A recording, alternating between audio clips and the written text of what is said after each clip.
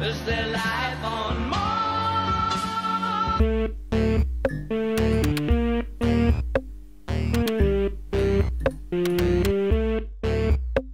Hi, and welcome to another episode of Movie Talk, a show where we talk movies. I'm Nathan Graham. I'm Joe Kowski. And with us this week is junior Sean Sobel. Hello. The Martian.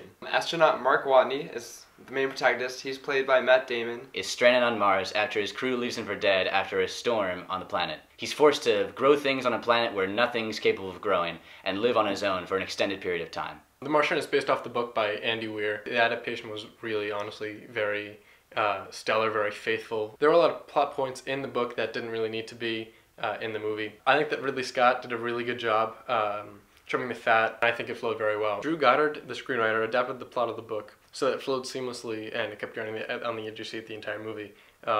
He did a fantastic job. It was really phenomenal. Matt Damon was so good in this movie. I think Matt Damon did a really fantastic job at acting by himself. It's really hard to captivate an audience with just one actor on screen. You have all these solo films like All Is Lost with Robert Redford, or even Moon with Sam Rockwell, which is another space epic. Or 127 Hours with James Franco. When Matt Damon woke up on Mars, you could immediately tell what kind of movie it would be. It wasted no time. As opposed to other disastrous movies where someone's left with an unthinkable challenge, it was funny. And instead of making the worst of the situation, Mark Watney made the best of it.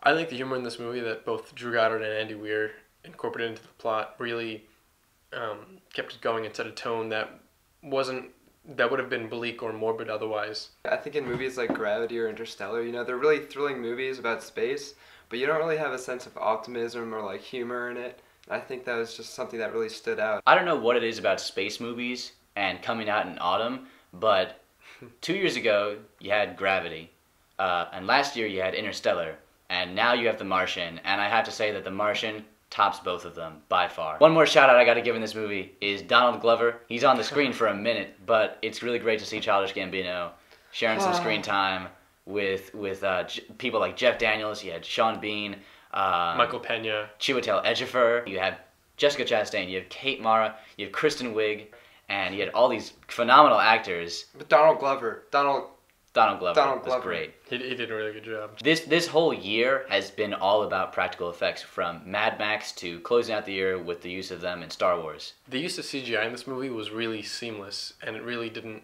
take away from the movie whatsoever. The design of the spacesuits really reminded me of Prometheus and Alien. Well, you had the director Ridley Scott at the helm, Scott. So you gotta have some inspiration for that. I thought Matt Damon looked like Buzz Lightyear. Matt Damon's Buzz Lightyear right now. Infinity and Beyond. Overall, The Martian was a wonderful movie, directed by a director who's kind of been off since Exodus, Gods and Kings, but I think it's safe to say that he's back. If you want a movie that finally stars Matt Damon at the helm of it, you need to see The Martian. So it is time to rate this movie out of 5 Moscows. Sean, you're our guest. You go first. What do you give this movie? I'm gonna say a 5. 5 out of 5 Moscows. 5 out of 5 Moscows. First time on Movie Talk. Joe, what are you giving this movie? 5 out of 5 Moscows.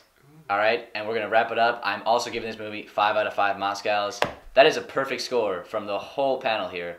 Next week, we're going to be seeing Crimson Peak, directed by Guillermo del Toro. I'm very, very excited. Cannot wait to see it. We're really excited to see Loki being really, really creepy. Sean, it's great to have you. Thank you for joining us. Thanks for having me. It's been real. It's been very real indeed. This has been Movie Talk. As always, I'm Nathan Graham. I'm Sean Sobel. And I'm Joe Kowski. Take care.